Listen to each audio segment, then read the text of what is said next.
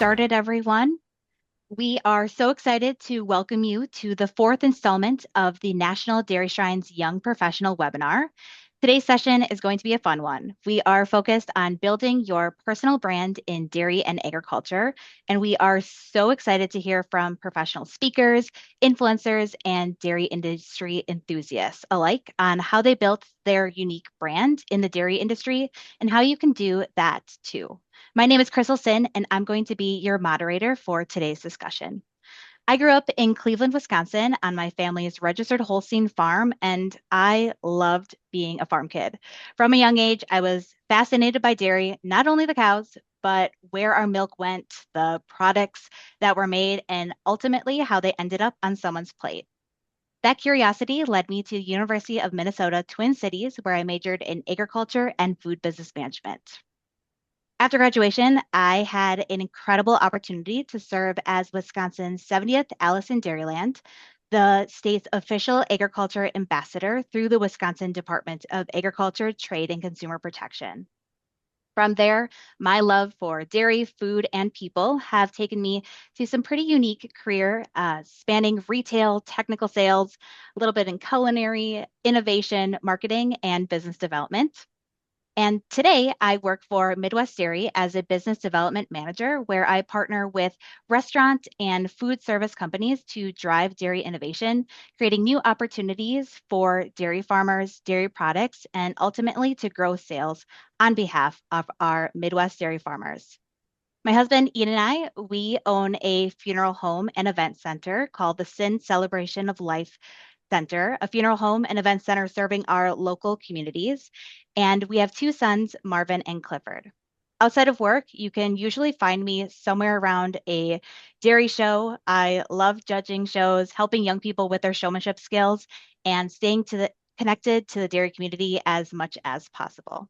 I'm also really passionate about helping young people in their careers, navigating their careers, recognizing what they're good at, and having the confidence to go after opportunities that excite them.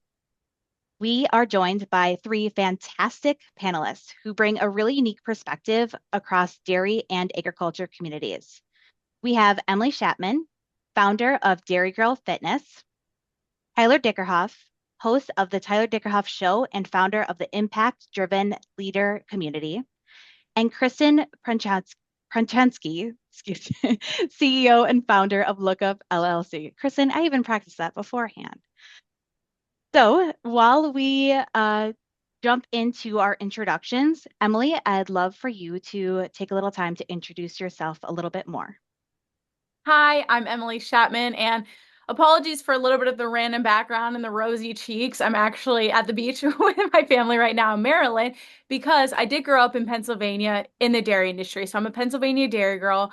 I'm more recently located in Georgia, living on my husband's family dairy farm. And we recently welcomed our first son a year ago, which sounds crazy to say, but I am the founder and CEO of Dairy Girl Fitness, which is an online personal training community, and really more than that, a community for women in agriculture to prioritize their health, their fitness, and their nutrition. And I've been full-time with that since 2019, and it's evolved a little bit since then, but that has been my main focus, and focusing again on the online aspect with the coaching side, but also sharing the story of agriculture, my story, more specifically a little bit in dairy, on my social media accounts, which is mostly Instagram and TikTok at this point. And so for me, what I really focus on with Dairy Girl Fitness is encouraging women in agriculture to prioritize their health just as much as they do anything else within their life, their farm, their career, their families, whatever that may be, while also trying to bridge the gap for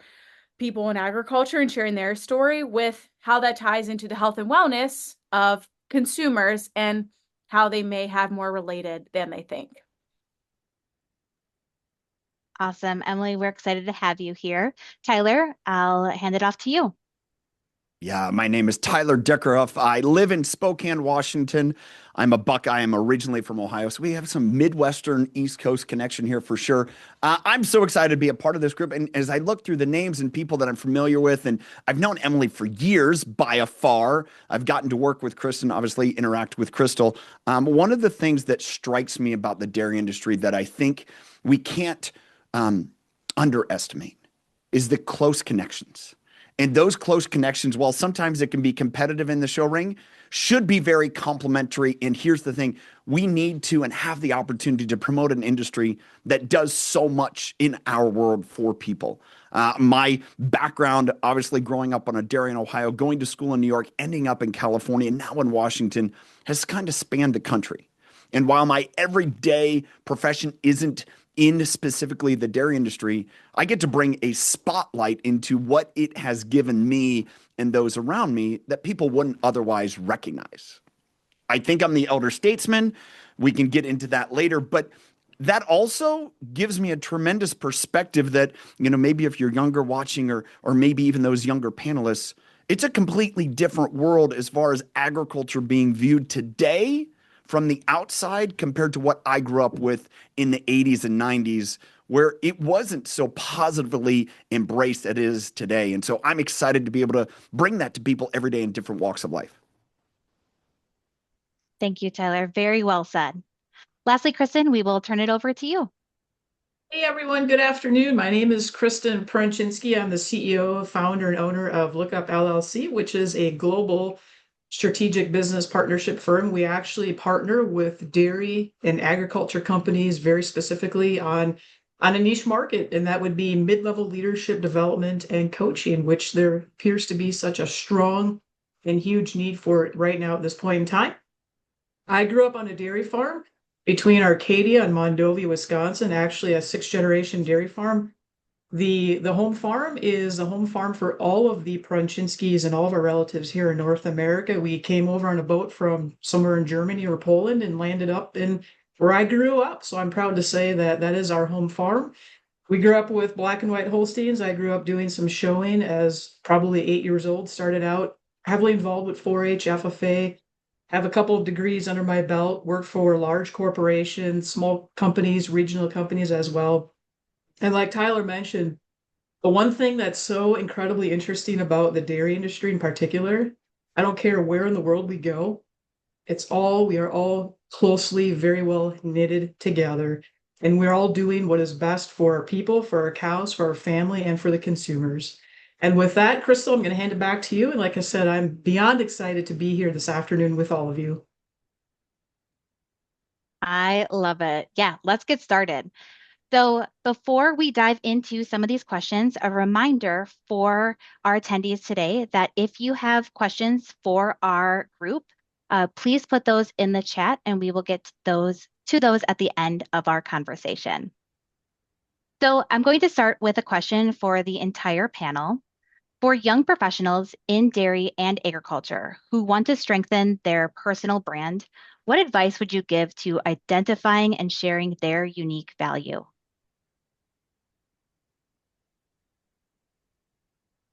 I'll start off first, Crystal. My best advice, and I do work a lot with younger generations. Actually, one of my specialties within our mid-level leadership program is working with multi-generational teams. So working a lot with the iGen, Gen Z or Zoomers, born around 1995 to 2012. And be yourself. Show up every single day. Be your authentic self. And I always provide this advice to the younger generation. Network and connect and be very intentional about what you want to do.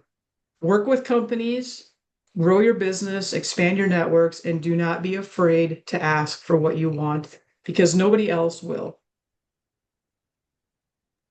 Yeah, I think that's great. And I just want to build upon that. I know my sister and I have talked about it a lot, but don't be afraid to say yes to opportunities as you don't know where they will lead.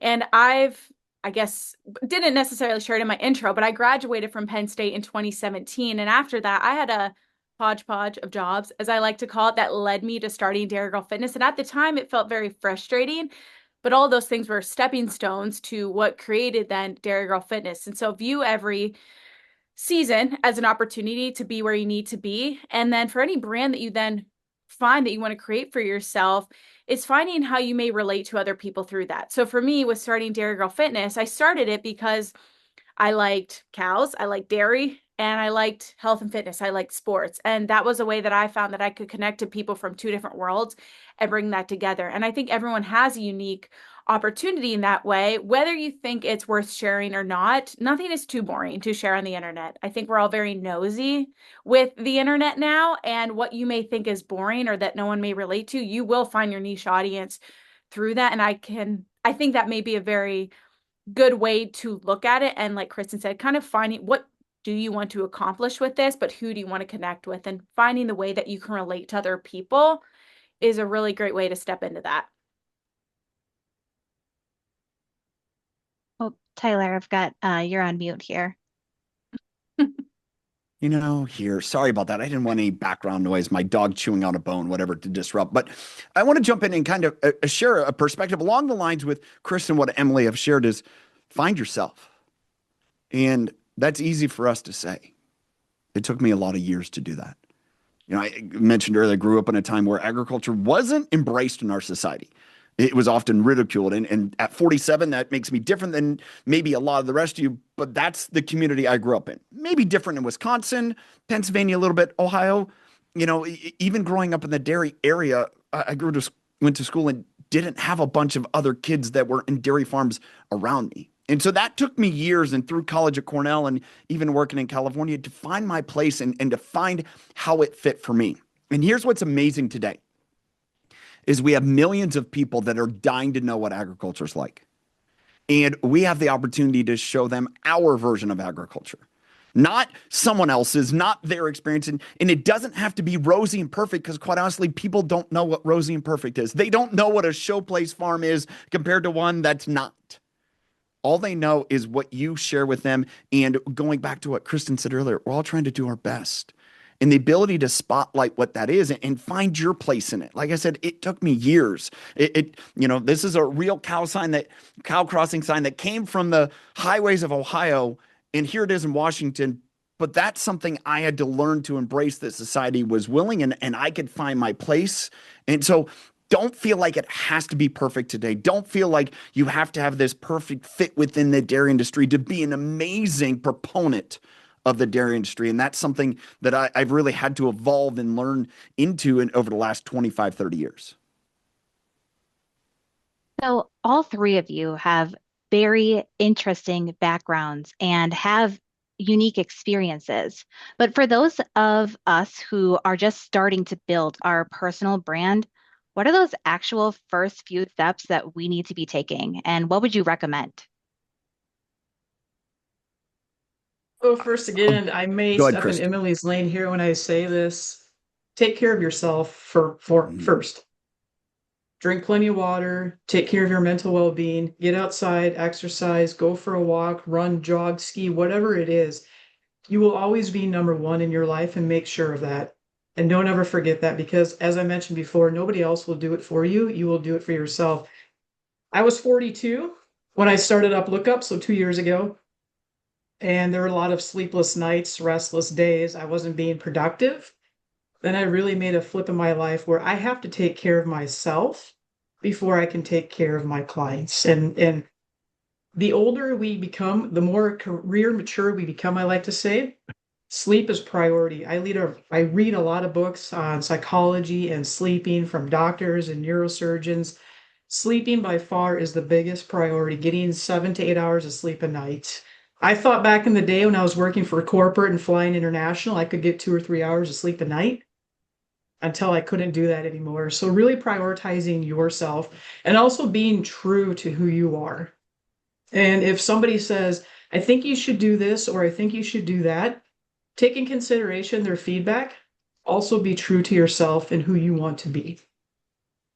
Yeah. Just building upon that again, that is a lot of what my brand is, and it is so important. And I think everyone should be talking about it, because the more that you prioritize yourself first, or as the top of the priority list, the more confident you will feel in yourself. And the things that you do that may feel hard, that's going to allow you to build that trust in yourself, which allows you to show up to others in that more energized, confident way. And I think the answer that comes to me, and it sounds cheesy maybe, but it is just a start.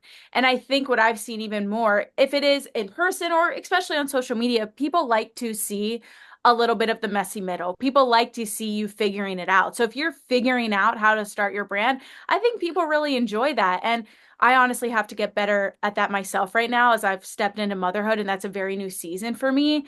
Sharing that isn't necessarily something I've figured out how to do because it doesn't feel like I'm great at it yet, right? I'm brand new at it, but people like to see that. So I think if I can do anything, it's encouraging you to start, figure it out as you go, really. And again, be authentic to yourself. Like Kristin said, people are going to be able to recognize that. And if you do choose to start on social media, which is where you can gain a lot of traction, you're eventually going to meet these people in real life.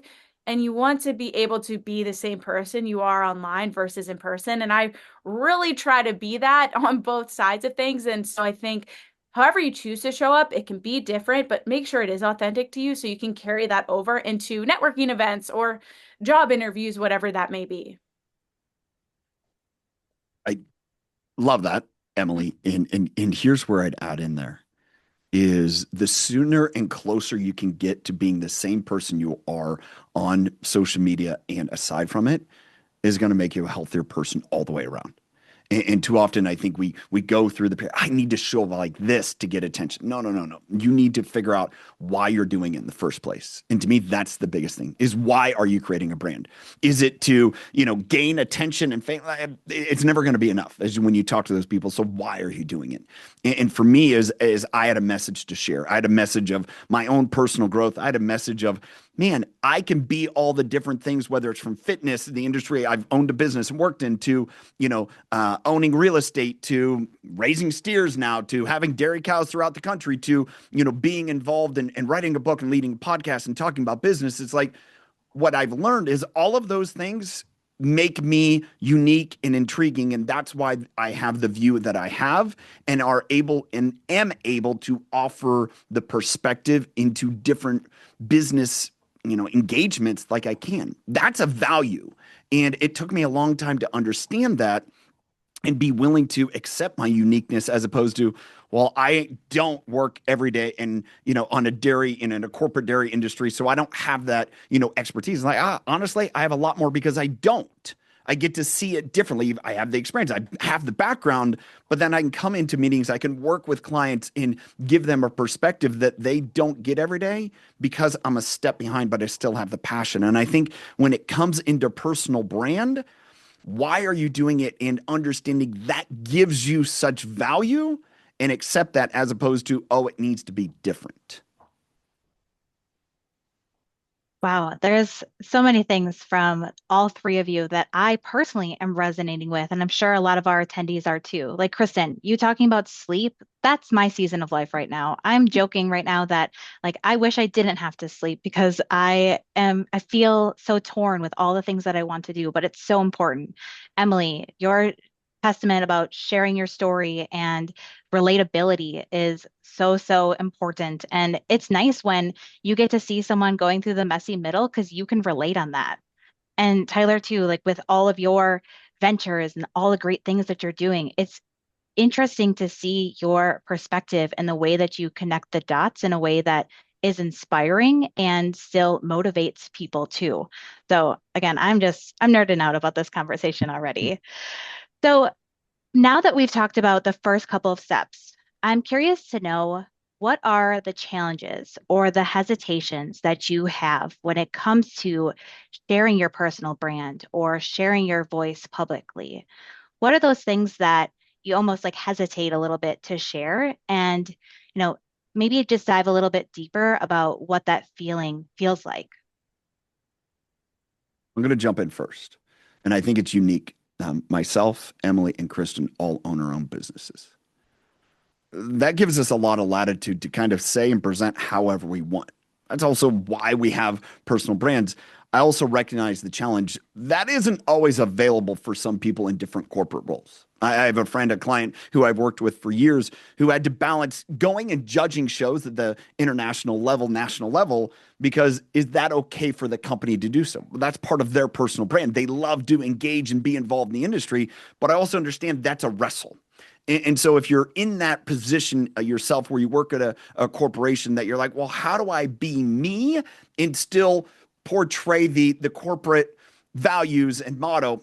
There's a place. And again, I would encourage, do not be two different people. I've lived there. It's miserable. It is difficult. That's what made my venture into doing dairy nutrition so hard. I mean, I was working with commercial dairy farms, and yet I was working with all the registered and show cows and doing all that stuff because that's where my hobby and passion was. And ultimately, that led me to leave the industry, quite honestly, because of the challenge between trying to who do I show up, how do I show up, and how do I do both? And I realized, oh, it's easier to be passionate about both outside of it. And I'm not saying that as a go leave, but I'm just saying that's an example of find your fit, and that's what works. It isn't necessarily like I have to fit into this box because that's what everyone wants. No, no, no, no. Find your place. Find your place where, man, this is how I can benefit and serve people that feels authentic to me. That's not a constant battle. It's like, oh, who do I need to show up in this instance, in this situation with these people? If you're fighting that every day, it's going to make you miserable. It's going to challenge your sleep. It's going to, affect all the things we've talked about are important. So, yeah, that's perspective. Yeah, and I guess what I would add to that, and I'm able to come from the place of, like we said earlier, I kind of represent myself, right? So I'm able to do and say things that when it comes back to it, it's me versus maybe another job, another career, another company that I'm representing. But I think when creating a brand or finding what you want to speak for, it's also finding what you're willing to be criticized for and what you are just willing to share in that capacity of disagreeing with people. And that is part of sharing your story online, is that everyone has an opinion and we're all meant to share them now. But there are certain areas that I'm more willing to have conversations about or disagree with people about. I am totally fine with receiving hate online when it comes to sharing animal agriculture, and animal activists have come to my page and blown up my post. I think it's something that doesn't bother me. It creates engagement. It maybe increases my reach. But then there are certain areas that maybe within how I do motherhood in certain ways that maybe I don't want everyone's opinion on. And I think just for you, that's something that you have to decide of what really ties into growing your brand, but also helps you keep your sanity a little bit. Maybe sharing more vulnerable parts of certain areas could help me relate to other audiences in certain way, but not sharing about it doesn't necessarily hurt my mission. And I'm still able to be authentic to myself. I think you can still be very authentic to yourself without having to share every secret or every aspect of your life. And I think if you are able to be authentic, you can still share about who you are without having to share every single detail. When I was 8 years old or so, I wrote myself a note stating that I will be a CEO of a company or own a business. And as a farm kid, everybody wanted to be either a vet or a photographer. And I wanted to be both. And I thought school wasn't for me. I couldn't do math. I couldn't do chemistry, blah, blah, blah. 8 years of school.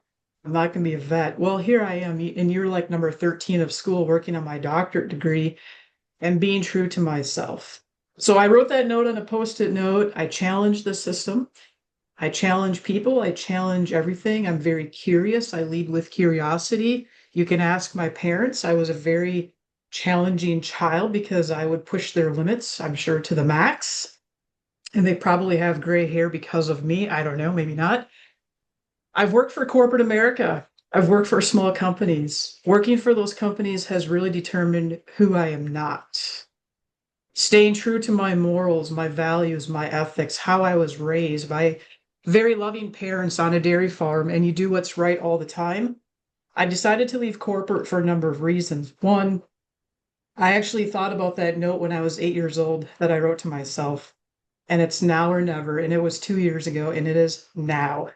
Never is not an option. I also wanted to be considered a doctor when I was a kid. And here we go. I'm 2 years away from it. Not a vet, but a doctor of business. So living your dreams, making them reality, yes, to some extent. Sometimes people cannot do that. You can't break away from corporate or a company for financial reasons, whatever the case.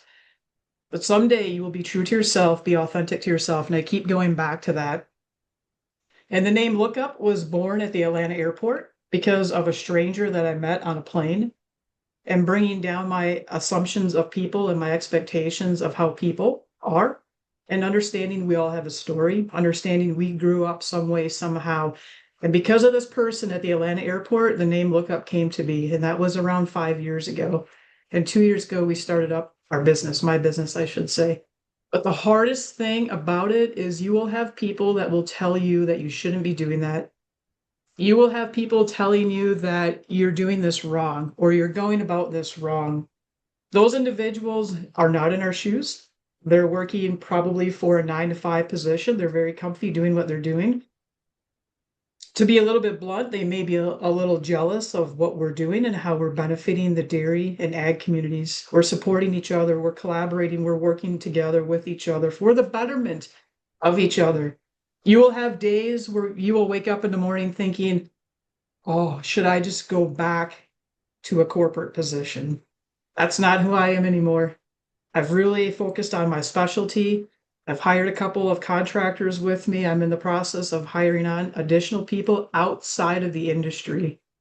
And I'm having the most amazing conversations when I'm willing to open up and listen to people's stories, including outside of our industry. So going back to what is really difficult, it's the people that are telling you that you can't do that, that are negatively supporting you, but they want to support you.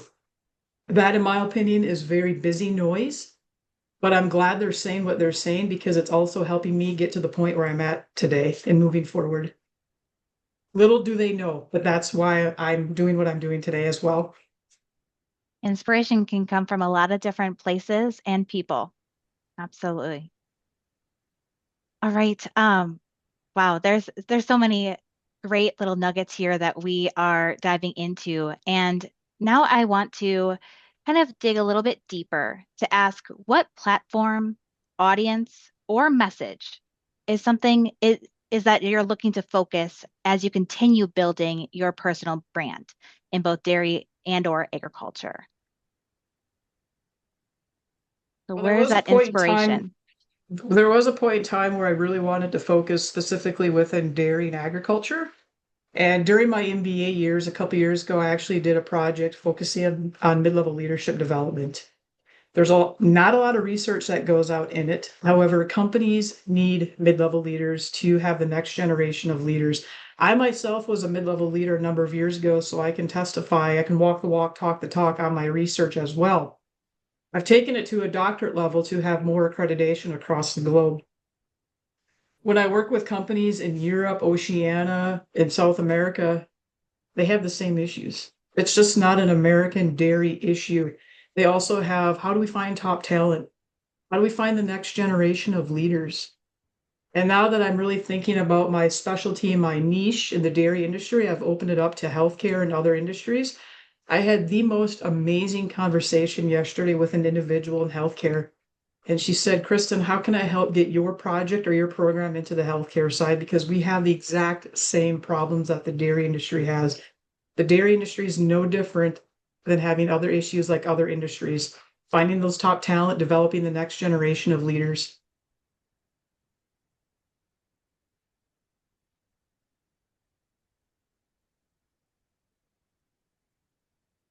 I'm going to jump in. I'll mute again. I'm going to jump in and say I had the opportunity last week, 2 weeks ago, to speak for a large healthcare conglomeration, and it was so fun because as I'm listening, I'm at their board meeting. I'm like, what you guys are all talking about?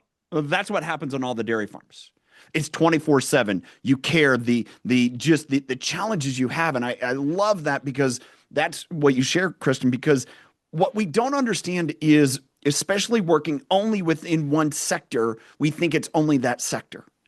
And it took me so long. And I remember back to my days, and you guys are going to appreciate this, working with dairies and my friends would be like, oh, you think it's four-legged problems. It's never four-legged problems. It's always two-legged problems. Well, here's what's amazing. No matter what industry, where you work in the world, what you do in the world, it's driven by two legs. And that solace, I'm like, oh, I'm not different dealing with the challenges of people not showing up to feed cows or milk cows or whatever else, and they didn't get the ration right. It's like, oh, I go to a healthcare situation, same thing. I go to a construction company, same thing. It's the same. And I think that perspective helped me understand, you know what I need to do more? I need to figure out how my situation, my story is different, because this is what I know. We could sit here, Kristin and I can say the exact same words, the same solution, everything. Same with Emily, right? Get into fitness. but yet our perspective and experience is so different. And that's going to relate to different people in a different time in a different way. And that's what's exciting. In a lot of cases, I could say that Chris and I, quote unquote, compete, right? Or Emily and I compete. No, we don't. They are not bald and 47-year-old man who's gone through what they've gone. And so their perspective is so different. And embrace that. And that is going to, I think, lead you to the places and platforms where you can find people that accept and relate to that and dive into that instead of running from it because, oh, I need to be in this area or do this thing because that's what others are doing. No, no, no, no. Find your place and embrace it and run with it. Mm-hmm. Yeah, I think we're in a I grew up with the internet, right? I mean, I was born in 95. So at the beginning, it wasn't social media right away. But at this stage, you can be anything and anywhere all at once. And I think we're very lucky to do that. It's also a double-edged sword. Sometimes I wish we could just shut the internet off and pretend it doesn't exist. But I think it is recognizing who do you want to reach and who do you want to bring together and where are those people? For me, I started Dairy Girl Fitness because I graduated from Penn State, moved to Georgia, and then we moved to Florida. My husband was managing a large dairy farm in North Florida, and I couldn't find a job.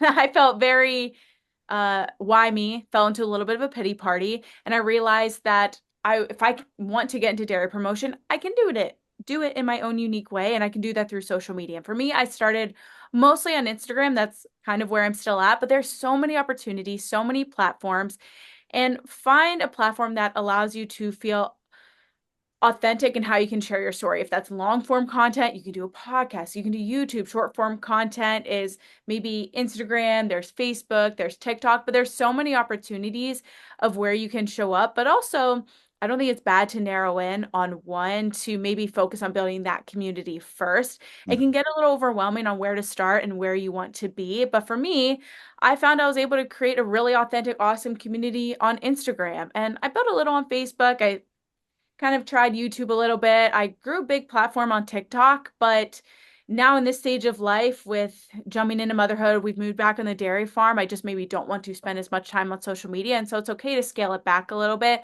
and build the community that you feel most connected with and that feels most authentic to you. And for me, that's Instagram. Because again, with the internet and social media, you can be anywhere all at once. That can be overwhelming. That can spread yourself really thin. So I think it's okay to narrow that in. And I know for a lot of people, LinkedIn's a great place. I don't maybe utilize that as much as many do, but LinkedIn can also be a great place for professionals to build a more professional kind of corporate brand maybe than what I'm doing with my Instagram. To add to this conversation, I think, here in 2026, we are flooded with AI. And we as humans are even more desperate for actual human conversations than ever before.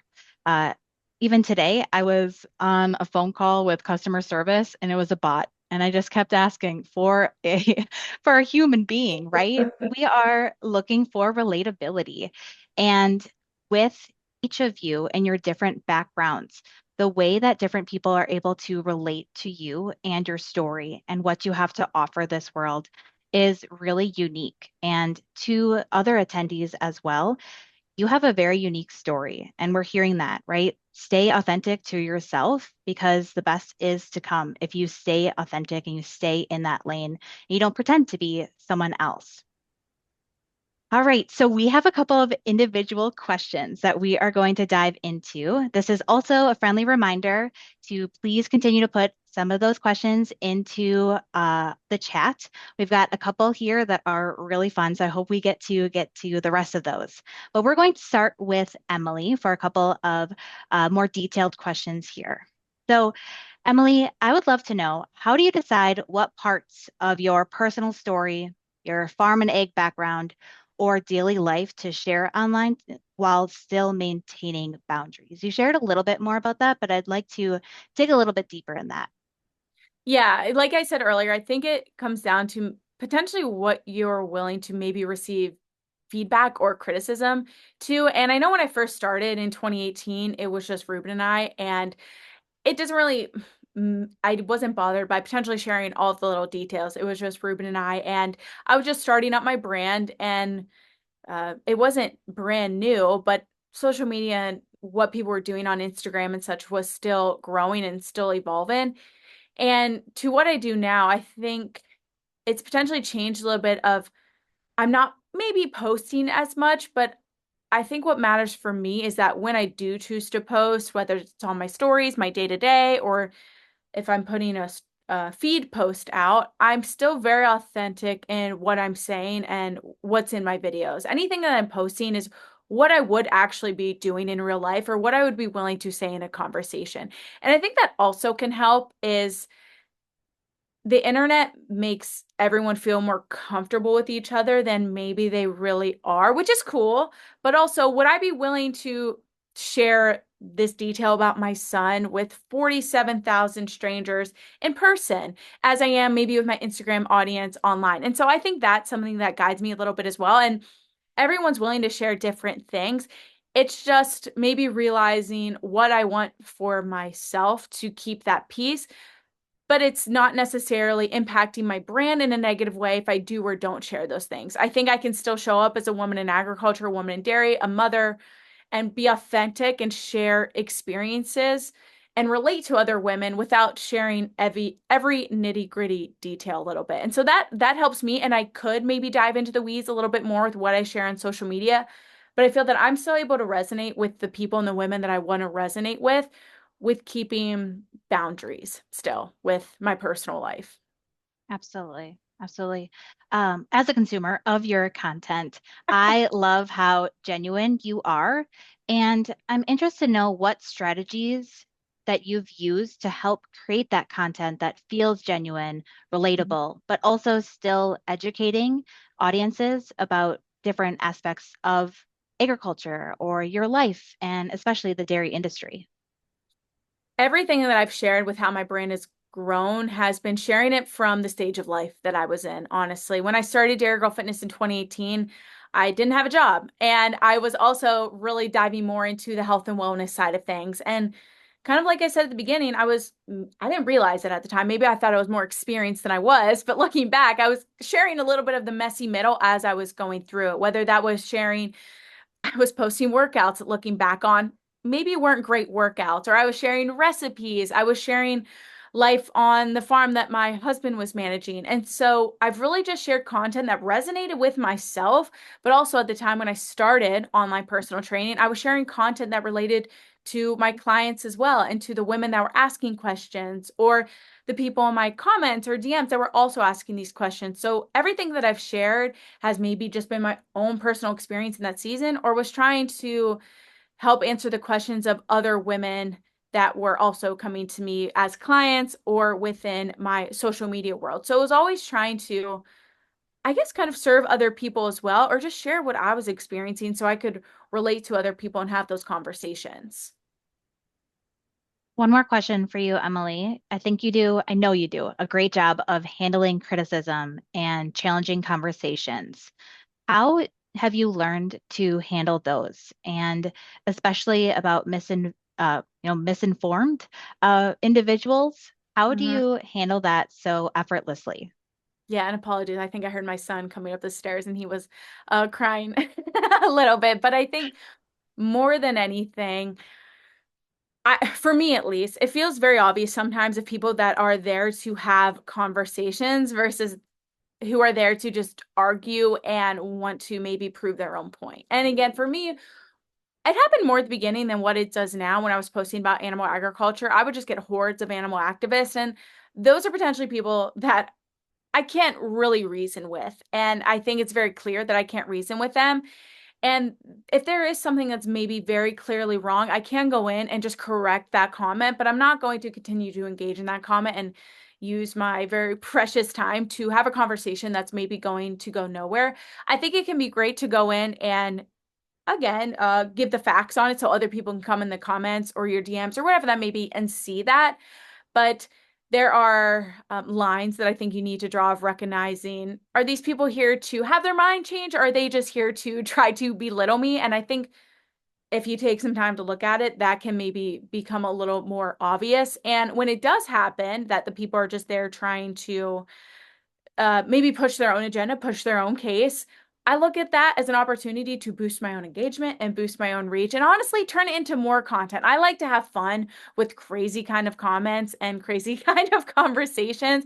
That's just who I am as a person. I also realize that the internet has allowed everyone to become very bold in their opinions and their thoughts, which is great, but also when many of these conversations be happening in person, and I think that's an important thing to remember, that people can be very hateful online and in social media, and some of those people can do that in person.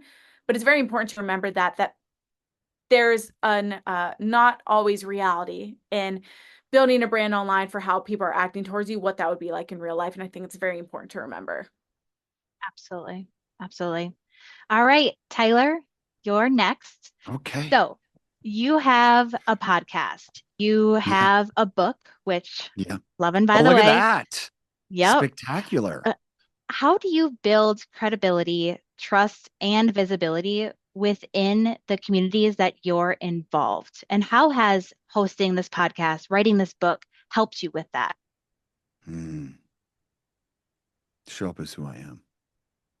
Whether, Emily mentioned it earlier, and that's something having to come to grips with is the sooner that I accepted who I was, the uniqueness of growing up on a dairy farm, going to school in New York, like doing all the things, working, doing more. It's kind of funny. I did more to promote dairy in my network marketing experience than I ever did doing nutrition for cows. Like I encourage more people to drink more dairy products through that experience than ever, and being authentic with that and say it's okay. And so when I do, interact with people and to me, it's learning to be the me that I've always wanted to be. But one of the challenges, and I think it bears sharing because I think everyone goes through it. The reason why I struggled wasn't because of, the thing, like I said, it was mentioned growing up in a time when agriculture wasn't embraced, growing up on a dairy farm where that wasn't cool. And what that led is this insecurity of, do I have value? Am I enough? Because society will all of a sudden say, well, if you're cool, great. If you're not cool, we're going to just dump on you. And that's what I write about. That's the book, The Things We Hide, and understanding, coming to grips with those fears and insecurities. And once I could do that, man, I was able to show up as the real authentic me. And all of a sudden people are admire what's going on in my world. As I point back here, there might be some cows walk by, whatever, because it's new and different to them. And once I embraced that, everyone around me became way more comfortable. And so then all of a sudden the credibility, instead of me trying to perform and to prove, they're like, oh, well, that's what the guy's good at. That's what he's good at. That's, what value he can bring. And once I embraced that as not trying to prove, but who I was, everyone around me, including my family, became way more comfortable. And the unique thing is, I don't think that was a corner of the problems that I had isolated for myself. I see that in so many others and so many other people that have to walk through it. And so to be true to who I am and be consistently that. Now, I've had the opportunity to sit down with amazing mentors and leaders in my life, and you read their books and you talk to them, off screen, and all of a sudden they're, are they different when a camera's rolling? Are they different when they're on stage? And there's a lot of people that are different. And what I find is their life of influence is short-lived, because all of a sudden people start to figure them out, or they can't keep up with it. And it goes back to a little bit what Emily was sharing is, be willing to share what you can share today, tomorrow, next week, and 5 years from now. And if you're willing to do that, then you're fine. And if you're like, well, I want to be different, then everyone's like, I don't know if I can trust him anymore. And that goes back to leadership. Chris and I can talk about is like, you get into that stuff is like, you better show up the same in a problem as an excitement. Because if not, people are going to be like, I don't have time for you anymore. And that's what I've experienced and seen happen in our society real time. And I've been able to do the hard work to learn, grow through that. And it's what's allowed me to have people to sit with me that I wouldn't like blown away by, because I continually show up that way all the time. Pivoting in a different direction, Tyler. Let's go. I'm so curious to understand how you identify different topics, different guests, these different conversations that you're having that align with your brand and still provide value to your audience. Because in looking at your podcast and the different people that you've brought on, there's lots of different walks of life. And I'm very curious to understand how you identify these conversations in a way that feels authentic to you. That's I learned this from one of my mentors, is we all have a unique gift. And for some people, it can seem amazing. I'm like, oh, how do they do that? And they're like, I don't know. I just show up and do it. And honestly, I just show up and do it. And it's a gift that I was given. And it comes back to it. It's what's fun for me is I could, be out. Honestly, before this, I was feeding my steers. Okay. I go out there. I'm like, oh, I was at a breakfast meeting. I come down to where my studio is, my barn. It's like, I need to go feed my steers some alfalfa. We don't have much pasture here. And I come here, but you know what? I'm on this. And then this afternoon, I'm going to be on a podcast with a guy that has, I don't know, this major. How can I do it? Because I'm okay doing it. And I'm okay being in each one of those spots. But, kind of coming back, that's what gives me the opportunity to see and connect dots that others can't. I don't know how I do it. I just do it. And to me, we each have that. Kristin has that. I've listened to Kristin. I'm like, phenomenal, right? And Emily, I know it. I've seen her. It's like, we all have that. And so as you say, you're like, thanks, Crystal. I'm glad you get that. I try hard. I want to make it valuable. I don't know necessarily how I do it other than I listen. I'm like, oh, well, that makes sense. Oh, I can, like, yesterday I had a podcast talking to this lady. She's a CEO of this amazing water jet manufacturing company in Colorado that provides like manufacturing water jet equipment. Such a fun conversation. As she and I are talking, it's like, couldn't be any different growing up experiences, but the similarities. And then all of a sudden being able to say, oh, this connects to that. And she's like, I never saw it that way. I'm like, well, dude, that's plain as day. That's like walking on a farm and seeing, you have cows that aren't laying down in the stalls. Well, why aren't they laying down in the stalls? Because like, they're uncomfortable. They're, no one's groomed them. It's like, it's simple, right? But it takes that perspective and understanding, oh, that's where I'm different to be able to do it. And then dive into it. Like just go all in. Like I think Kristin has done, as Emily has done, is we've talked about like, oh, go all in. I don't know, I was bouncing around, but hopefully somebody got value. I know Kristin's smiling. She's always a good friend to have. No, I think you hit it right on the head. You said it. You listen. You're Yeah. listening to people when they Yeah. come to you with their internal struggles or with their business problems. You're listening, and that is a skill that is so underutilized in our day to day. And I think you do a fantastic job in that, and you answered that in a very fun way. Well, let me Absolutely. just say that can be developed. Those that have known me, I know there's one person that's known me at least 20 some years that is watching here. I haven't always been that way. And I had to learn that, oh, that's something that I can really bring to the table that early in my career, I thought I had to have all the answers. Like, nah, just listen, connect the dots, be willing to think different. And, so that stuff can be developed. Absolutely. Thank you, Tyler. Yeah. All right, Kristin, you're up next. So, with over 20 years of experience in the dairy industry, how has your personal and your professional brand evolved as your career has grown? Well, when I graduated with my undergrad in 2004, I thought I knew exactly what I wanted to do, minus the photography and veterinarian thing. And I applied to probably 60 or 70 different positions in '04 with my bachelor's. And then I decided I'm going to go and get a master's. And I did. I actually started that during my bachelor program. And there was a company in particular that I applied for that will remain confidential.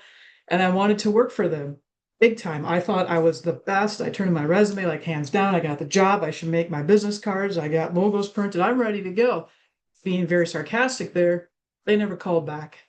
They never returned emails, nothing to this day, actually. It was meant to be.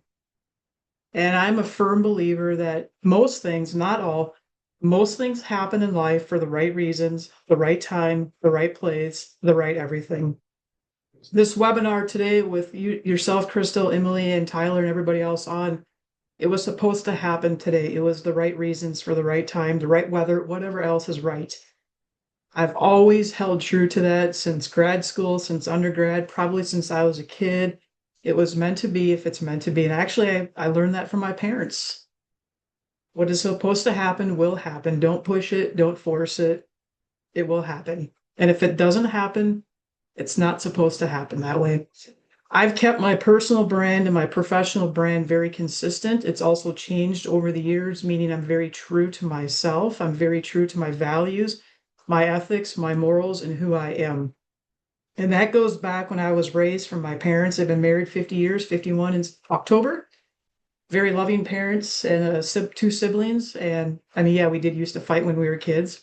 Every sibling does, but really holding true to my roots and how I was raised actually has helped me to be the person that I am today as a CEO of LookUp. My logo is the mountains. I love the mountains. I could spend probably the rest of my life in Hawaii living on the ocean and in the mountains. I'm a ocean mountain type of person.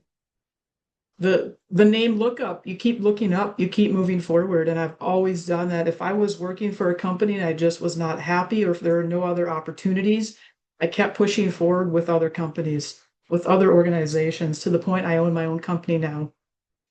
And so going back to your question, the personal and professional branding, they really never overlapped with each other.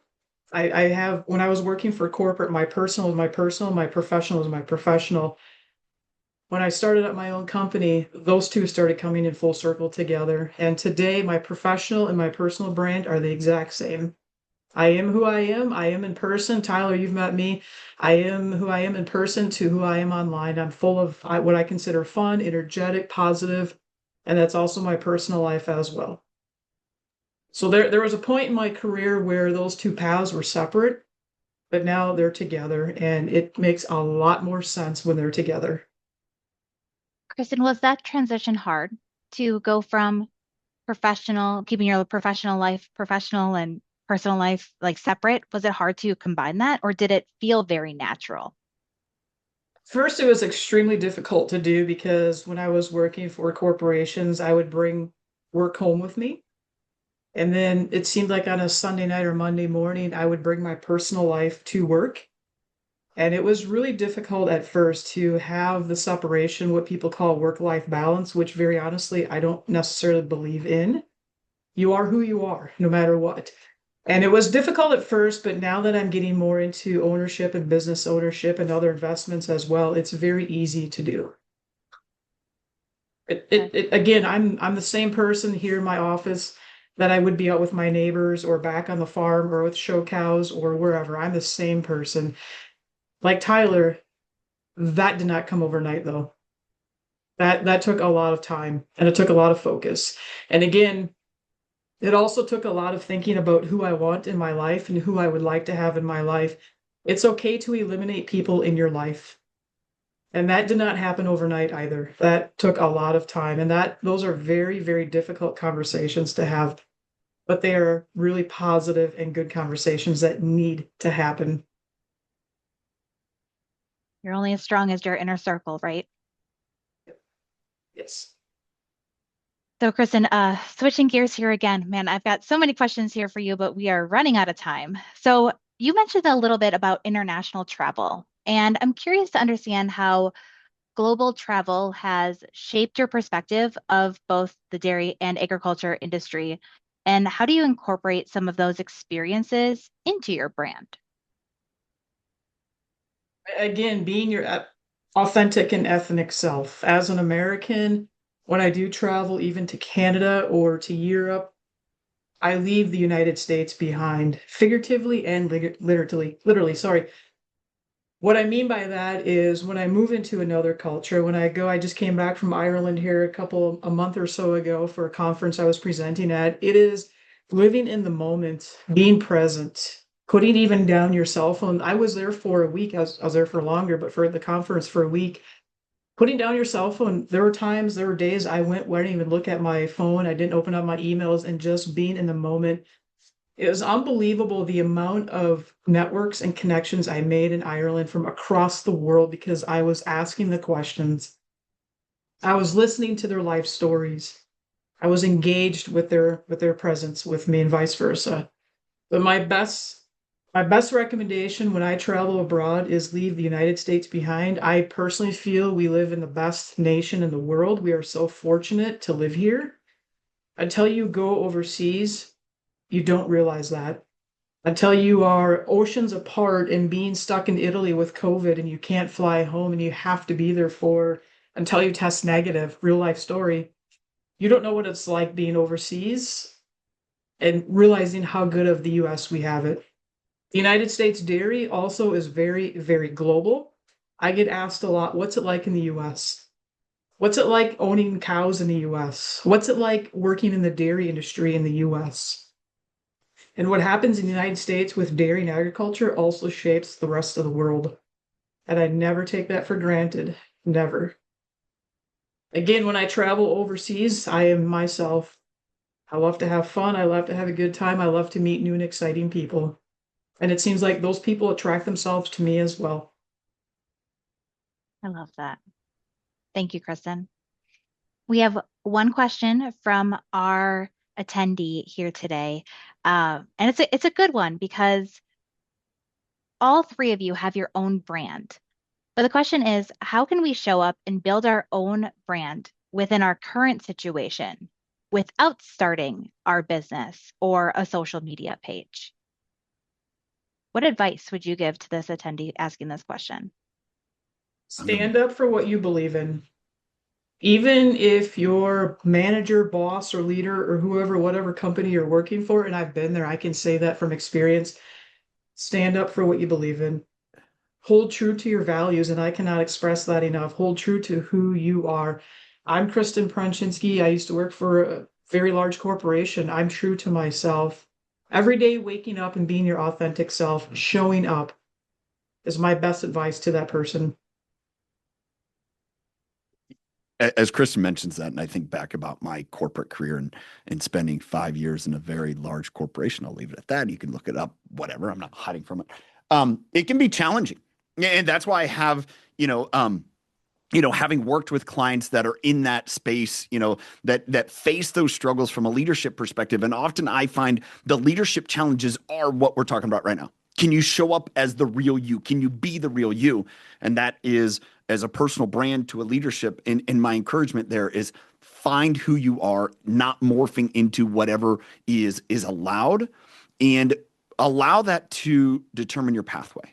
And if there's days, and I think Kristin has alluded to this, if there's days where you feel like this is a values conflict, then don't think about changing yourself how it should be there, because there's plenty of places and people and areas that you can go that will embrace who you are as a person.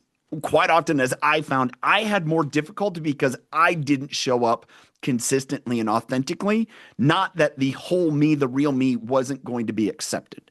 And so my encouragement is find that. And if the environment, the place you're in, like not down with that, then go find somewhere else, because there are companies, there are, individual business owners that would appreciate and love the real you.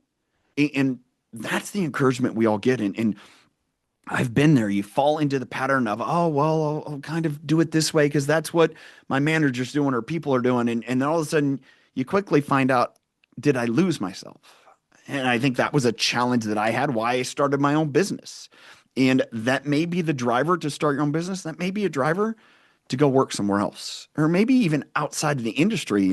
And I'll be the first to, again, I do more to, I feel, support agriculture than I ever did in my nutrition business. Yeah, just building upon both of what you said.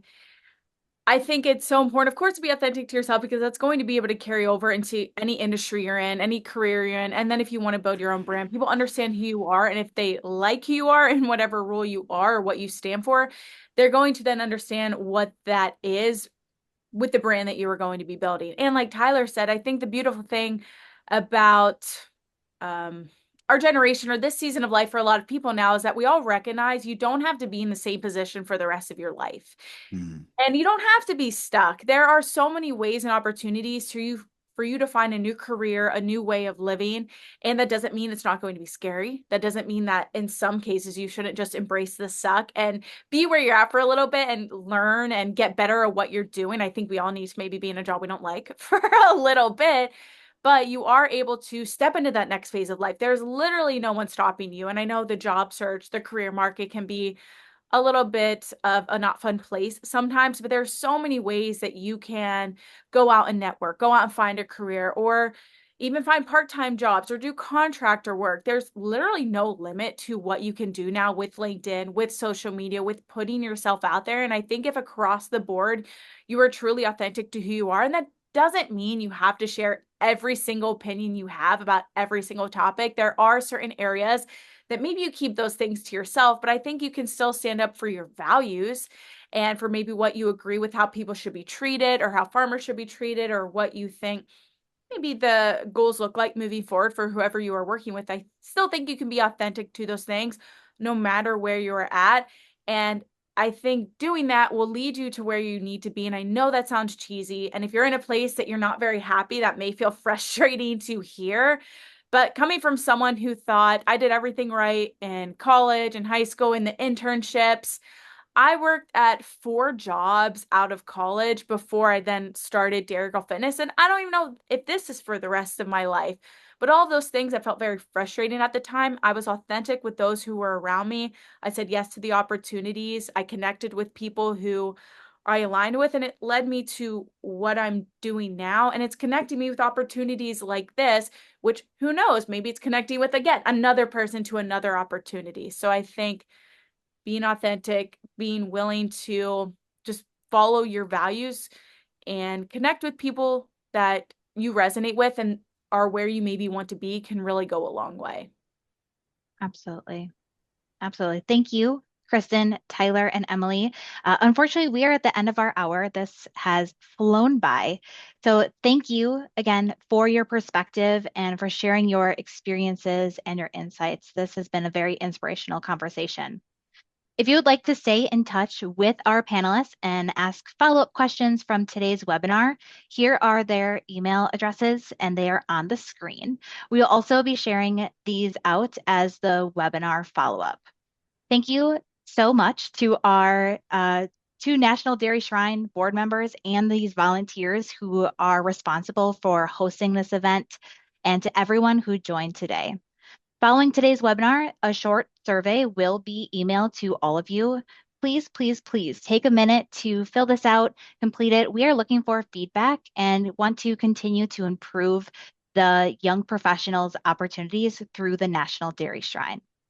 This and all previous webinars can be found on the National Dairy Shrine YouTube channel.